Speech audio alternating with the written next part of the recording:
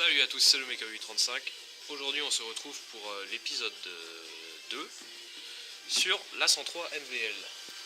Donc en fait ce serait plutôt l'épisode 3 parce qu'on a loupé un épisode mais j'ai eu des problèmes pendant que je le faisais. C'était sur le carburateur, donc ce que vous avez loupé c'est le nettoyage du carburateur. De toute façon vous n'avez pas loupé grand chose, je vous montrerai puisque j'ai d'autres carbures par là.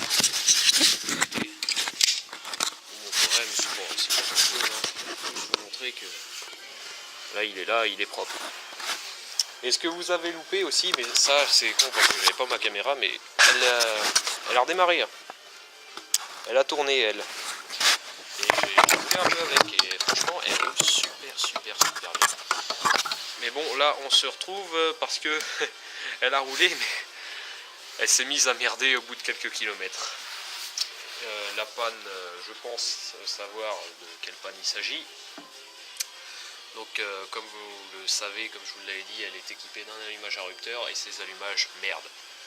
Et là ça me faisait en fait comme panne, elle roulait, puis d'un coup elle se mettait à caler. Impossible à redémarrer pendant 2 minutes. Moteur chaud. Hein. Bon. Donc je la poussais un peu, ce qui faisait qu'elle refroidissait un petit peu. Et après je pouvais la redémarrer, elle faisait 300 mètres, elle recalait. Donc ça vient à tous les coups du condensateur que je vais vérifier tout de suite. Donc ça va être... On va démonter l'allumage. Pour démonter l'allumage, on enlève ça, la bougie bien sûr. Donc elle a toujours sa bougie Marshall, hein, mais qui marche très bien. Arrache. Oh, je l'avais serré, dis donc. Je t'ai énervé quand je l'ai serré. Puis c'est bien, là je l'ai surélevé la bonne. C'est beaucoup mieux pour filmer. Voilà. Un coup de maillet et ça va mieux. Tac. Ce coup-ci j'ai pas oublié mon bloc piston hein, et j'ai mon arrache volant aussi. Vous voyez la bougie. La bougie a tourné un peu, elle est propre. Hein. Elle est marron. Et elle est nickel cette bougie. Donc elle va continuer de tourner. Hein. J'ai acheté une bougie neuve au cas où, mais j'ai même pas besoin. Hein. J'ai limite plus confiance à une vieille bougie Marshall comme ça que une bougie champion. Même si les bougies champions sont très bonnes et bien meilleures que les LGK. Mais ça je le dis tout le temps de toute façon. Mais bon celle-là marche bien donc il n'y a pas de raison de la changer. C'est quand elle va merder, il faudra la changer. Donc tac, on visse bien le bloc piston. Il faut une clé de 16 et une clé de 17 pour mon arrache volant, mais ça peut changer. J'ai déjà vu du 19 et du 21 pour les arraches volants. C'est même plus commun. Que moi c'est du 17 là sur l'empreinte et du 16 à l'autre bout. Donc pour l'écrou de toute façon c'est toujours du 16. En fait je vais refaire un coup de 16. Ce tuto là peut servir pour tous les allumages à rupteur Peugeot. Même ceux de bobine. Bon, bah l'écrou était même pas serré tiens. Ouais ça c'est pas terrible. J'ai roulé avec l'écrou desserré moi. J'ai pas peur donc on desserre l'écrou. Voilà. J'utilise la pédale d'allumage pour mettre les pièces dedans. Voilà. Donc maintenant je vais... Voilà. Donc. Oui c'est nettement mieux on voit. Et je me mets devant moi c'est chiant. Tac. On vise bien à fond l'arrache. Hop. Ah oui moi je préfère bon. Cet allumage là normalement a une clavette. C'est quasiment sûr qu'il a une clavette, mais on ne sait jamais si jamais il a été remplacé le vilebrequin par un vilebrequin plus ancien qui n'était pas claveté. Moi je fais un repère. Donc bloc piston vissé à fond, je tourne le volant embuté et je fais un repère sur la platine. Il y a une encoche sur la platine, en fait c'est l'encoche pour le réglage des rupteurs et moi je fais une encoche comme ça. Avec un tournevis plat, bien en face. Voilà. Bon par contre, je reprends tout de suite, je vais rajouter une lumière. Voilà on reprend, bon bah, moi je vois mieux maintenant. Donc, comme je disais, clé de 17, clé de 16. Hop, j'ai fait mon repère là-haut. Hein. Bon, repère juste ici. Je le vois, oui. Hop. On vise bien à fond, c'était pour visser à fond.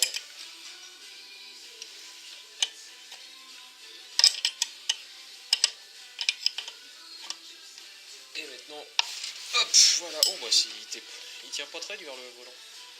Bon, il y a une clavette, je le savais, mais on sait jamais. Donc, nous voilà avec notre allumage. Donc, je vois que, en effet, c'est pas vieux dedans. C'est pas vieux du tout. Donc, on a deux bobines rouges. J'avais jamais vu ça et l'éclairage marche vachement bien dessus. Donc, je pense que j'ai trouvé mon problème sur la 103 MV2 pour l'éclairage. Faut mettre deux bobines rouges. Bon, bah, je le sais maintenant. Donc, un tournevis, je vais enlever l'érupteur, je vais les nettoyer, hein, on en profite. Hop. Je ne vais pas vous expliquer le fonctionnement des allumages érupteurs, hein, parce que si on n'est pas rendu. Alors, comment ils tiennent ces condensateurs de merde déjà, je sais même plus. Parce que là, je vais faire la modification qui est de les foutre à l'extérieur. Parce que j'ai pas envie d'être emmerdé encore avec ça, mais je sais même plus comment ils tiennent d'origine. Tac.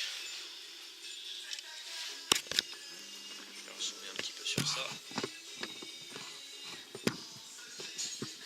Voilà. On enlève la vis du milieu.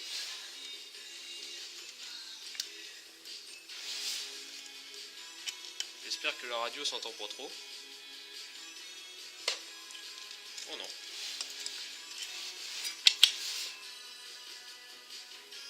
Non, ça va. Ça ne doit pas trop s'entendre. Ah oui, il y a une vis par derrière. Du coup, il faut que j'enlève tout le bloc. Oh, ils font chier. J'avais oublié, moi. Donc on prend un cruciforme ou un plat qui passe. Bon, avec le plat, ça a l'air d'aller. Ah bah du coup, je sais comment modifier mon allumage sur la MV2. Elle est claire, ça. Elle m'a appris quelque chose, celle-là.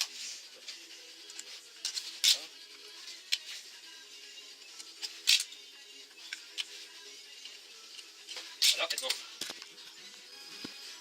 Tout le bloc devrait sortir. Voilà.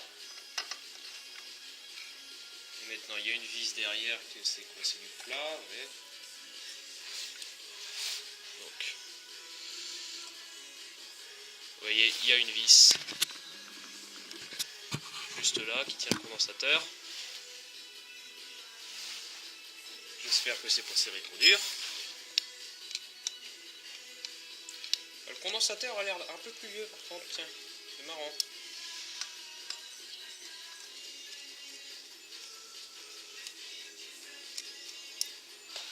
Voilà. Bon, ça on repose le reste parce que les bobines n'ont rien du tout, elles. Mais je vais vous montrer maintenant, parce que ça personne ne le montre, comment on teste un condensateur. C'est pas un test, certains vont me dire, faut un... Comment ça s'appelle? Un capacimètre. Un capacimètre, ça teste juste la capacité du condensateur. Ça teste pas s'il est court-circuité. Et le défaut de ces condensateurs-là, je vais zoomer un petit peu, c'est qu'ils se court-circuitent.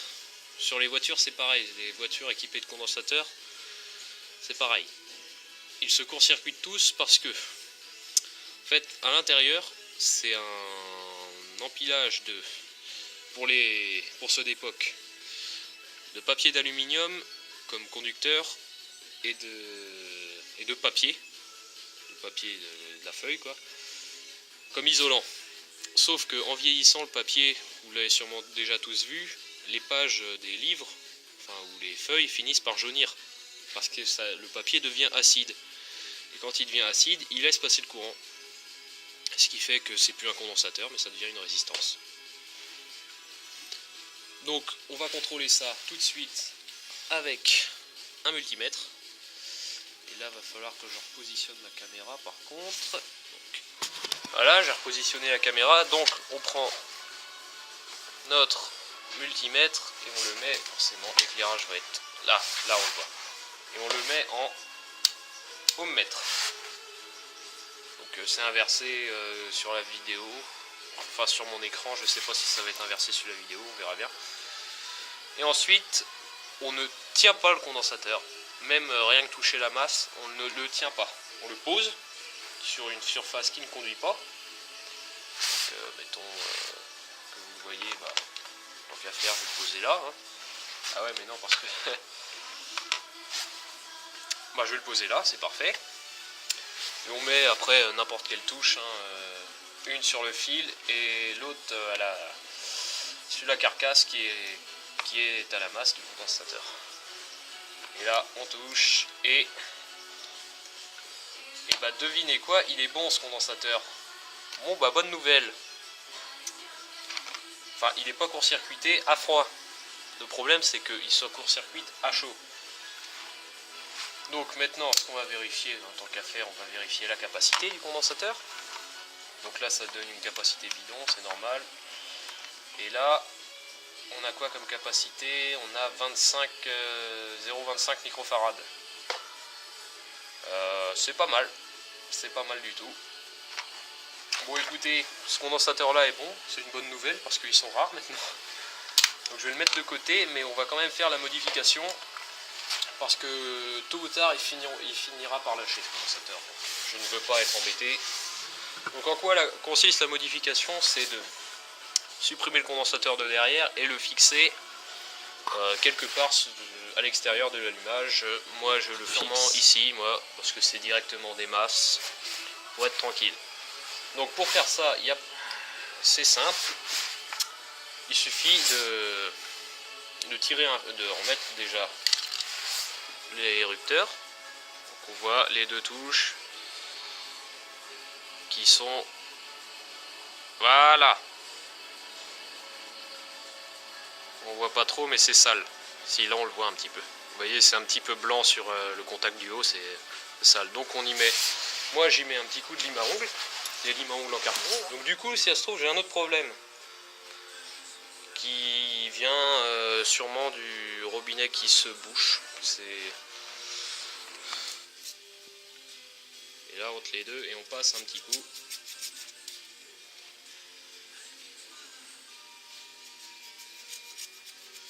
Un petit coup comme ça pour nettoyer l'oxydation. On souffle bien. Ah ouais, ils ont quand même vachement servi eux. Oh la vache! Ah ouais, c'est l'érupteur merdique ça, je les reconnais. Mais ça marchait donc... En fait, ces érupteurs, ils ont un contact, ils ont un trou au milieu du contact du bas. Vous voyez, vous le voyez. Ça, c'est érupteur pourri. Donc, je sais pas si je remplace ça parce que j'ai une autre paire par là. Bon, j'ai pris la décision, je vais vous montrer, je vais vous faire une petite comparaison. Non, des zooms. La différence entre un condensateur de merde et un vrai condensateur Peugeot. Donc là, ça, on voit ce qui est écrit dessus. Vous voyez, c'est écrit Peugeot. Donc ça, c'est des vrais condensateurs Peugeot que j'ai acheté neufs. Ça se trouve encore, mais c'est très rare. Et ça, c'est la merde qui était montée dessus. Mais je les garde parce qu'ils fonctionnent. Donc, je vais monter les rupteurs Peugeot dessus. Oui, c'est propre, j'avais nettoyé ça. Donc, je remonte ça dessus. Voilà. Parce que le problème de ces condensateurs de merde, là, comme je dis, c'est qu'ils s'usent très très vite. Ça fonctionne, mais ils s'usent. C'est pas non plus comme les condensateurs, que là c'est de la vraie merde. Mais... moi ça m'emmerde. Hop. Voilà, donc on approche juste, hein. Faut que les rupteurs puissent bouger librement comme ça, sinon vous ne rentrerez pas le volant magnétique. Ensuite, on repose la vis comme ça, et c'est là que il va falloir en fait tirer un fil de là, le faire passer par derrière là, le faire ressortir par le passe-fil. Et puis après vous le passez comme vous voulez pour l'accrocher où vous voulez. Et moi ça va être là. Et je fais ça et je vous reprends. On se reprend, donc tout ce que j'ai fait, hein, c'est rajouter un fil. Donc vous pouvez voir, hein, c'est le fil rouge là. Donc c'est simple, avant de mettre l'écosse, en fait je l'ai passé par le passe-fil.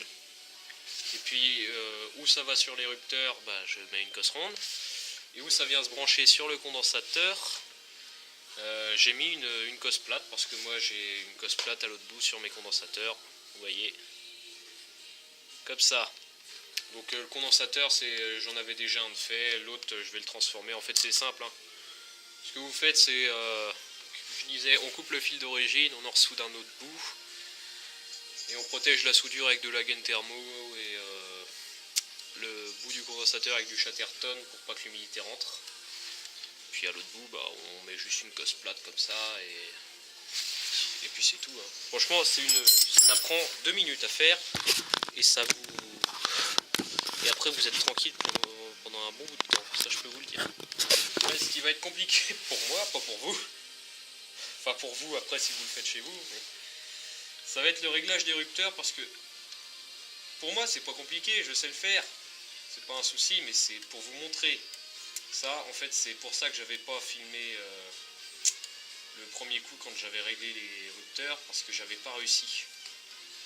C'est tellement serré serré des lumières, là, les ouïes du volant magnétique, qu'on ne voit rien du tout. Hop, je plie juste la cosse un petit peu comme ça pour qu'elle passe. Hop. Donc on serre pas, on rapproche aussi parce que sinon ça peut fausser le réglage. Donc à l'autre bout, bah, je branche le condensateur. Voilà, c'est tout. C'est tout ce qu'il y a à faire. Pour foutre un condensateur à l'extérieur, c'est tout. C'est pas plus compliqué que ça. Maintenant, il suffit juste de remonter le volant magnétique et de refaire le calage. Je vérifie bien que l'érupteur soit pas collé au vilebrequin. Sinon, on n'arrivera pas à mettre le volant. Je suis en train de voir que bah, j'ai bien fait de faire un repère parce que j'ai... Ah non, elle est là. J'avais paumé la clavette. Ces clavettes-là ne tiennent pas. Il faut faire très attention. Par contre, là, j'enlève juste le bloc piston pour pouvoir tourner le moteur. Voilà. Pour pouvoir mettre la clavette, c'est plus pratique.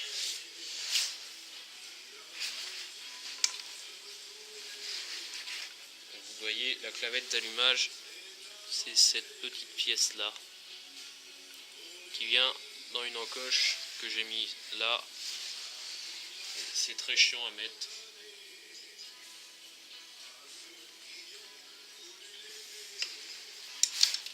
Ah putain, je l'ai fait tomber. Bon, bon tant pis, on va recaler sans clavette. J'avais fait un repère de toute façon. Donc j'ai bien revissé mon bloc piston à fond. On pousse le moteur contre le bloc piston, donc dans le sens des aiguilles d'une montre. Et on met les repères là, que j'avais fait face à face. Tac.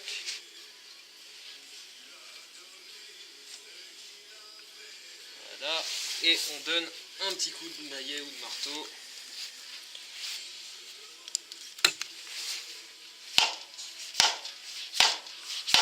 Voilà. Hop. Ah non, avant.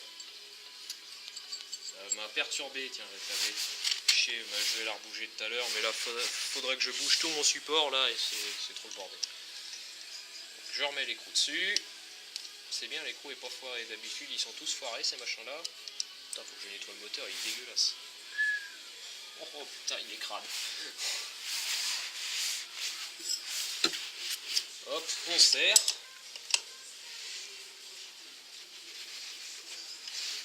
Putain, ouais, il bouge dur mon moteur là. C'est complètement mort. Voilà, ça marche. Là, c'est serré.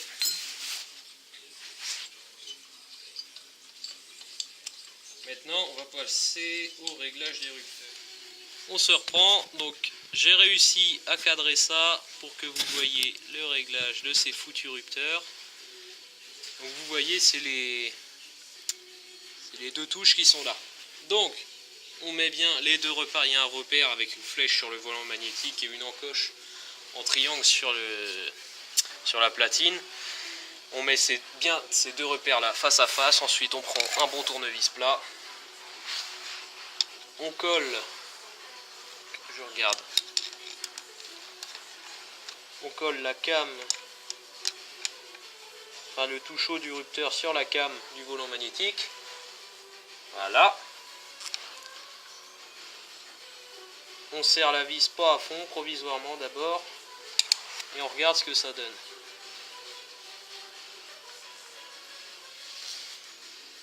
Non, c'est pas assez encore. Donc normalement on fait ça avec un papier à cigarette, mais moi j'en ai pas, puis j'ai tellement l'habitude de les régler que je vois en fait, j'arrive quasiment à voir le moment où il s'ouvre. Et là, il s'ouvre un peu en retard, dis donc.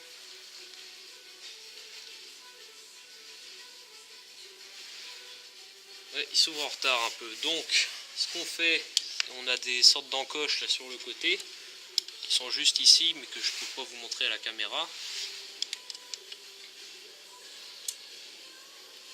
On desserre un petit peu la vis, mais faut qu'elle soit en contact quand même. Puis, on se remet bien face à face. On force un peu sur ces encoches là. Il faudra un tournevis plus petit. On va essayer comme ça. Et voilà, ils sont réglés. Bon, je sais que vous ne voyez pas que ça s'ouvre, mais faut vraiment avoir l'habitude et avoir des bons yeux. Hein. Si vous avez des lunettes, c'est foutu, hein, vous ne les verrez pas qu'ils s'ouvrent. Mais d'habitude, en fait, ouais, on coince un papier à cigarette entre les deux grains de rupteur.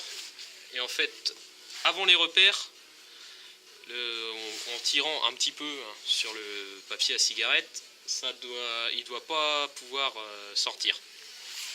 Et en arrivant au repère, juste en arrivant au repère, pas avant, pas après, on doit pouvoir le tirer. Bon, si après, forcément, il s'ouvre à fond, mais c'est pile à ce moment-là qu'on doit pouvoir les tirer. Donc, ça c'est fait, donc on bloque la vis. Ensuite, il y a la vis des fils là qu'il faut bloquer. J'avais mon tournevis tout à l'heure, mais il est tombé aussi dans la roue de secours. C'est pas grave, on va maintenir ça. Et on bloque.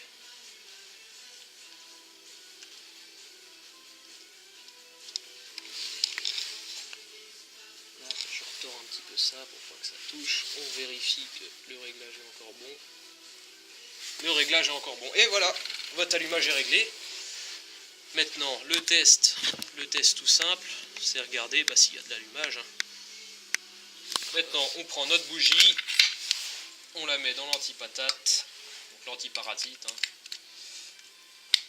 On la colle contre la culasse, on donne des coups comme ça, et on regarde s'il y a de l'allumage. Et oui, on voit une étincelle. Donc, très important, l'étincelle doit être assez fine et claquer. On doit entendre un tic-tic. Si elle ne claque pas, c'est que vous avez un problème. Ou encore, si l'étincelle est de couleur orange, jaune-orange, là c'est plus un problème de bobine d'allumage. Mais là, c'est bon. Et surtout, très important, il doit y avoir une étincelle à chaque fois que vous donnez un coup comme ça. Donc voilà, je remonte la bougie, puis on va se retrouver pour le démarrage. A tout de suite. Bon allez, c'est parti, on va voir ce que ça donne. J'ai pas de chaîne, comme je vous l'ai déjà dit, donc il faut que je pousse.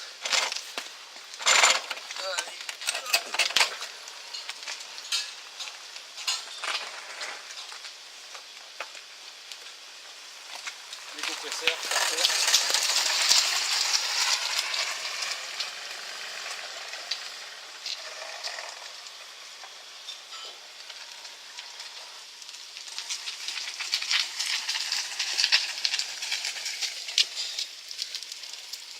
Ça patine sur le béton, c'est ça qui est emmerdant.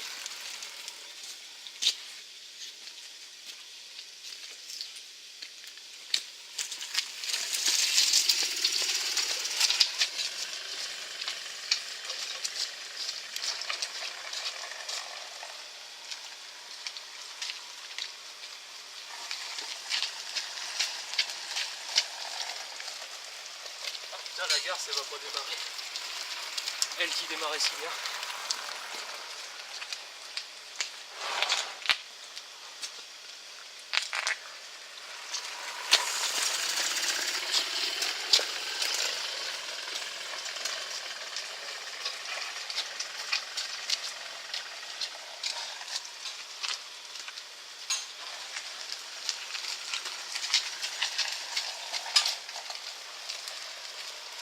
Elle a pété 2-3 coups.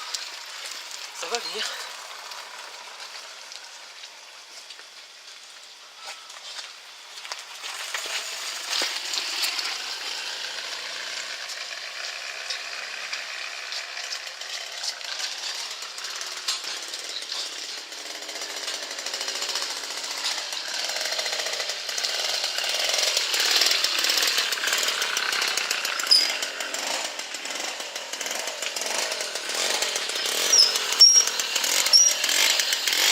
La partie.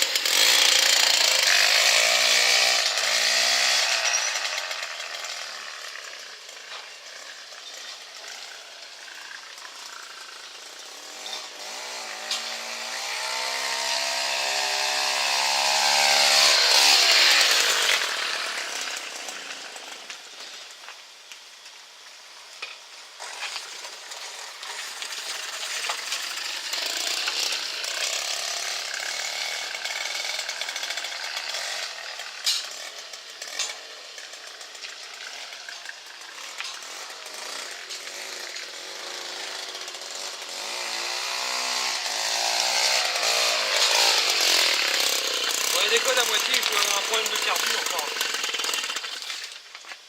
Mais c'est pas grave, au moins vous l'avez vu démarrer et vous avez vu qu'elle tourne pas mal quand même. Il n'y a pas à chier.